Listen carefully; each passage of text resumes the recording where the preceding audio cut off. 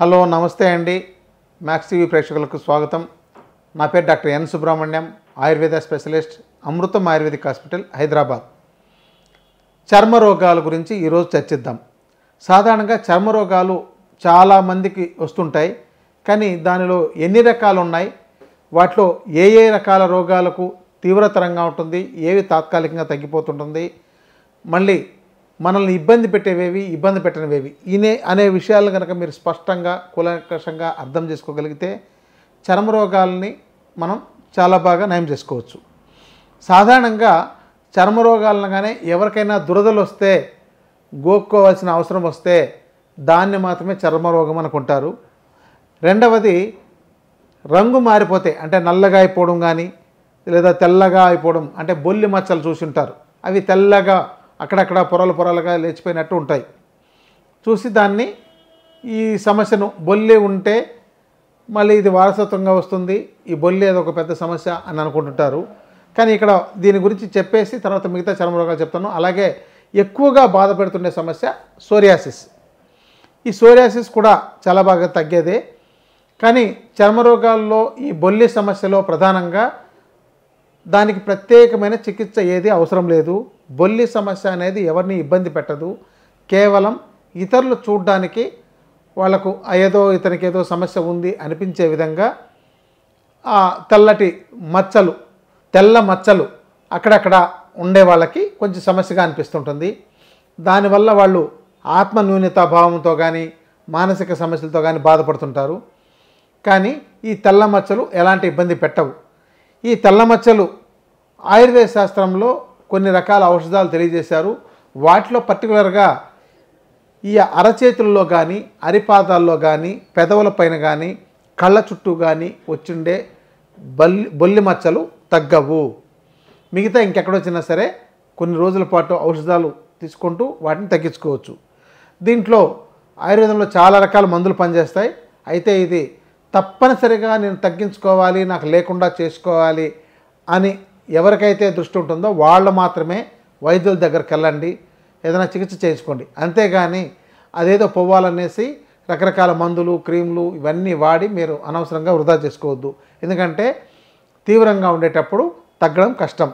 చిన్న చిన్న మచ్చలు అక్కడక్కడ ఎక్కడైనా పొట్ట మీదనో, కాలి మీదనో, చేతి మీదనో వచ్చినట్లయితే వాటిని చిన్న వయసులోనే ఉన్నట్లయితే పిల్లలకు వచ్చినా సరే వాటిని తగ్గించుకోవచ్చు, మళ్ళీ రాకుండా కూడా చేసుకోవచ్చు. కానీ తీవ్రమైన తర్వాత ఇది తగ్గడం కష్టం. పూర్తిగా బాడీలో 30-40% కంటే ఎక్కువ ఇంక్రీజ్ అయిపోతే ఆ సమస్య తగ్గదు. 60-70% ఉంటే ఇంకా అసలు డాక్టర్ దగ్గరికి వెళ్ళడం కూడా వృధా అని చెప్పొచ్చు. ఏదో ఫోటోథెరపీలని రకరకాల థెరపీలు వచ్చాయి. కానీ అలాగే ఈ యొక్క ఆయుర్వేదంలో భావంచాలు లాంటివి కూడా పనిచేస్తాయి. కానీ ఇది కొంత ఒక 30% లోపు ఉండేటప్పుడు మాత్రము, ఇందాక నేను చెప్పినట్టు పెదవులు, కళ్ళ చుట్టూ, పాదాలు, అరచేతుల్లో లేకుండా ఉండే వాళ్ళకి మాత్రమే బాగా పనిచేస్తుంది. మిగిలిన వాళ్ళకి అంత పెద్ద పనిచేయదు. అంటే మొత్తం శరీరం అంతా వచ్చిండే వాళ్ళకి అంత పెద్ద బాగా పనిచేయదు.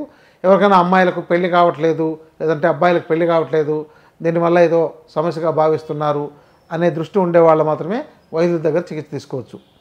ఇక సోరియాసిస్, ఇది తెల్లటి పొట్టులాగా తలలో నుండి పాదాల దాకా ఎక్కడైనా రావచ్చు. కొంతమందికి తలలో మాత్రమే వస్తే దీన్ని స్కాల్ప్ సోరియాసిస్ అంటారు. ఇది చేప పులుసుల్లాగా పొట్టులాగా ఊడుతుంటుంది. ఇక్కడ చాలామందికి తలలో చుండ్రులాగా ఉంటుంది. అంటే పొడి పొడిగా ఇట్లా తల విదిలిస్తే పొడి రాలుతుంది, అది చుండ్రు అనమాట. అదే చేప పులుసుల్లాగా ఇట్లా పెద్ద పెద్ద ఫ్లేక్స్ లాగా వస్తున్నట్లయితే అది స్కాల్ప్ సోరియాసిస్. ఈ స్కాల్ప్ సోరియాసిస్కు మందులు లోపలికి తీసుకోవాల్సిన అవసరం ఉంటుంది. ఇక పైపూతగా కొన్ని నూనెలు, షాంపూలు లాంటివి వాడుకోవాల్సి వస్తుంది. కొన్ని మాయిశ్చరైజర్, లోషన్స్ లాంటివి కూడా వాడాల్సి వస్తుంది. రకరకాల మందులు వాడాల్సిన అవసరం ఈ చేప పులుసుల్లాగా వచ్చే వాళ్ళకి మాత్రం ఉంటుంది. ఇక పొట్టులాగా రాలుతున్నట్లయితే అది ఏ కుంకుడుకాయ, శీకాకాయలతో, చుండ్రు తగ్గే వాటితో, రకరకాల ఆయిల్స్తో కానీ, షాంపూస్తో కానీ ఇలాంటి వాటితో కూడా చుండ్రును తగ్గించుకోవచ్చు. చుండ్రు పొల్యూషన్ వల్ల కూడా పెరుగుతుంటుంది. కాబట్టి దీనికి కొంచెం స్టమక్లో ఏదైనా ప్రాబ్లం ఉండే వాళ్ళకు కూడా చుండ్రు వచ్చే అవకాశాలు ఉంటాయి. అంటే సరిగా విరేచనం కాని వాళ్ళకి, గ్యాస్ ట్రబుల్ ఇలాంటి ఇబ్బందులు పడుతుండే వాళ్ళకి, ఎక్కువ ఒబేసిటీ ఉండే వాళ్ళకు కూడా చుండ్రు పెరిగే అవకాశాలు ఉంటాయి. కానీ చుండ్రును తగ్గించుకోవచ్చు. ఇది ఒక ఫంగల్ ఇన్ఫెక్షన్ లాంటిది. ఇక స్కాల్ప్ సోరియాసిస్కు తప్పనిసరిగా మందులు వాడాలి. ఇక శరీరం అంతా అక్కడక్కడ పొట్టులాగా తెల్లటి పొట్టులాగా రాలుతుండడం, చేప పులుసుల్లాగా వచ్చేస్తుండడం, ఎర్రగా తయారైపోవడం, లేదంటే గజ చర్మం అంటే అక్కడ చర్మం పొడుచుకొచ్చినట్టు పెరిగినట్టు ఉండడం, ఇలాంటివి ఉన్నట్లయితే ఇది సోరియాసిస్ అంటారు. ఈ సోరియాసిస్ అనేది నేడు చాలామందిని బాధ పెడుతుంది. ఇది ఒక ఆటో ఇమ్యూన్ డిజార్డర్. అంటే మన బాడీలోని శరీర కణజాలం మనకే హాని చేయడం వల్ల ఈ సమస్య వస్తుంటుంది. దీన్ని సరైన వైద్యుల పర్యవేక్షణలో మీరు తగిన మందులు వాడి శాశ్వతంగా లేకుండా చేసుకోవచ్చు. కానీ దీనికి ఆహార నియమాలు ఉంటాయి. తర్వాత తగ్గిపోయినా సరే వాళ్ళ ఆహార నియమాలు బాగాలేకపోతే ఏది పడితే తినడం, బాడీలో డెడ్ సెల్స్ పెరిగేటట్టు కనుక మీరు చేసినట్లయితే ఈ సోరియాసిస్ మళ్ళీ మళ్ళీ వస్తుంటుంది. కాబట్టి సోరియాసిస్ పట్ల మీరు జాగ్రత్తగా ఉండాలి. తర్వాత ఎగ్జిమా అంటే గజ చర్మంలాగా నల్లగా ఇట్లా అక్కడక్కడ గట్టిగా ఉన్నట్టు, దాన్ని గిల్లితే కూడా నొప్పి లేకుండా ఉన్నట్టుండి, తర్వాత దాన్ని బాగా గిల్లి పొట్టు తీసేస్తే రక్తం రావడం, మళ్ళీ పెరుగుతుండడం, ఇది ఎక్కువగా పాదాల దగ్గర నుంచి మోకాళ్ళ దాకా చాలామందికి పెరుగుతుంటుంది. తర్వాత చేతుల్లోనూ వస్తుంటుంది, శరీరంలో అక్కడక్కడ వస్తుంటుంది. ఈ యొక్క సమస్య ఉన్నట్లయితే దీనికి కూడా ఔషధంతో చికిత్స తీసుకోవచ్చు. తర్వాత అప్పుడప్పుడు తాత్కాలికంగా వచ్చే ఫంగల్ ఇన్ఫెక్షన్స్ అంటే తామర, గజ్జి, దురదలు, అరటికేరియా ఇలాంటివి ఉంటాయి. వీటిని మనం తాత్కాలికంగా మందులతోనే తగ్గించుకోవచ్చు. పైన కొన్ని పైనకు రాసుకోవడానికి కొన్ని క్రీమ్స్, పైన రాసుకోవడానికి కొన్ని క్రీమ్స్తోనూ కొన్ని ఆయిల్స్తోనూ అలాగే లోపలికి కొన్ని మందులు వాడి చర్మ రోగాలు తగ్గించుకోవచ్చు. ఇక ఎవరికైనా ఏ సమస్య లేకుండా దురదలు మాత్రమే వస్తూ ఉన్నట్లయితే అది కూడా చర్మరోగం అనుకుంటారు. ఇలాంటి వాళ్ళు పసుపు బెల్లం నూరి రోజుకు ఒక 3 గోళీలంతా ఉదయం మధ్యాహ్నం రాత్రి తీసుకుంటున్నట్లయితే దురదలు తగ్గుతుంది. ఇవి సాధారణంగా ఇబ్బంది పెట్టే చర్మ సంబంధ సమస్యలు. ఇది కాకుండా ఇంకా తీవ్రమయ్యే రోగాలు కొన్ని ఉంటాయి, కొన్ని చోట్ల మానవు. అలాంటి వాటిని తగిన వైద్యుల పర్యవేక్షణలో తీసుకోవాలి. ఇక ఆయుర్వేద శాస్త్రంలోకి తీసుకునేసరికి ఈ యొక్క రోగాలను కుష్ఠరోగాలు అంటారు. ఇవి 18 రకాలుగా తెలియజేశారు. అంటే దురదలు రావడం దగ్గర నుంచి బొల్లి మచ్చల దాకా కుష్ఠరోగం దాకా వీటన్నిటినీ కలిపి ఒక 18 రకాలుగా తెలియజేశారు. ఈ 18 రకాలే ఉంటాయి. అదే మనకు ఇప్పుడు మోడర్న్లోకి వచ్చేసరికి డెర్మటైటిస్ అని, సెబోరిక్ డెర్మటైటిస్ అని, కాంటాక్ట్ డెర్మటైటిస్ అని ఇలా రకరకాల పేర్లు అయితే వీటికి పెట్టారు. ఏ రకమైన పేర్లున్నా చికిత్సా విధానం లోపల ఉన్న చెడునంతా బయటకు పంపించి మంచిని ఇంప్రూవ్ చేసి అంటే మంచి కణజాలాన్ని ఇంప్రూవ్ చేసే చికిత్సను తీసుకున్నట్లయితే చాలా బాగా తగ్గుతుంది. ఇంకొకటి పిగ్మెంటేషన్, వ్యంగ్యం అంటే ముఖం మీద నల్లటి మచ్చలు.